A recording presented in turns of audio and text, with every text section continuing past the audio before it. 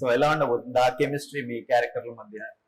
తను కొంచెం strong women అంటే ఇండిపెండెంట్ ఉమెన్, స్ట్రాంగ్ ఉమెన్ అంటే ఎలా ఉంటారు? అంత ఈజీగా ఎవరిని నమ్మారు, కొంచెం స్ట్రాంగ్ గానే రియాక్ట్ అవుతారు. ఏదైనా తేడా వస్తే దూరం తీర్చేస్తారు. జనరల్ గా మనం బయట కూడా ఎవరైనా అంతే కదా. సో ఈ క్యారెక్టర్ కూడా అలానే ఉంటది. సో ఈ అమ్మాయి కూడా చాలా బాగా చేసింది. ఓకే, హాయ్ అండి. సో మంచి ఒక ఫస్ట్ సినిమాలోనే ఒక లేడీ ఓరియంటెడ్ మీ మీదే కథ నడవడం, సో అలాంటి సినిమా మీకు ఎలా అవకాశం వచ్చింది?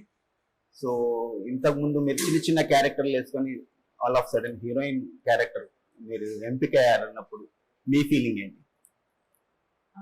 I feel blessed.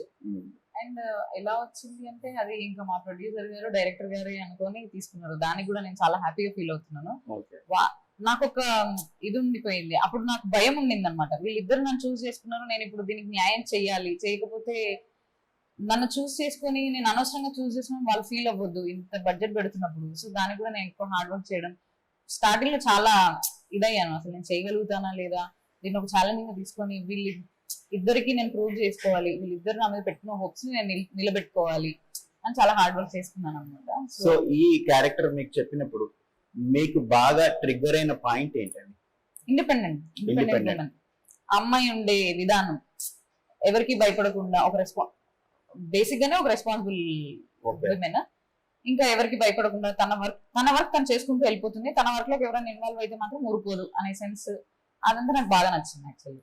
సో మీరు చూస్తే ఒక మోడర్న్ అమ్మాయి లాగా ఉన్నారు, ఒక మార్కెట్ లో కూరగాయల అమ్మాయి, ఒక డౌన్ టు ఎర్త్ క్యారెక్టర్, కాకపోతే ఒక యాటిట్యూడ్ ఉంది మీ క్యారెక్టర్ లో. దానికోసం ఎలా ప్రిపేర్ అయ్యారు? ఏమైనా అబ్జర్వ్ చేశారా? మార్కెట్కి వెళ్ళారా? మార్కెట్ గర్ల్ లాగా ఉన్నాడు. నేను అబ్జర్వ్ చేసింది ఏంటంటే బేసికల్ గా మార్కెట్ లో షాప్ పెట్టుకున్న ప్రతి ఒక్కరిలో అది ఉంటుంది ఇంటర్నల్ గా.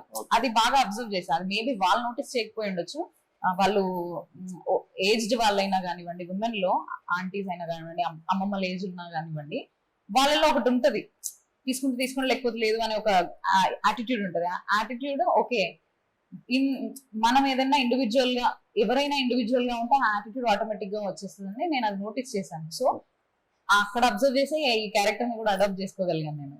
నాకు ప్లస్ అయింది ఏంటంటే లైవ్ లొకేషన్ లో చేయడం నాకు చాలా ప్లస్ అయింది.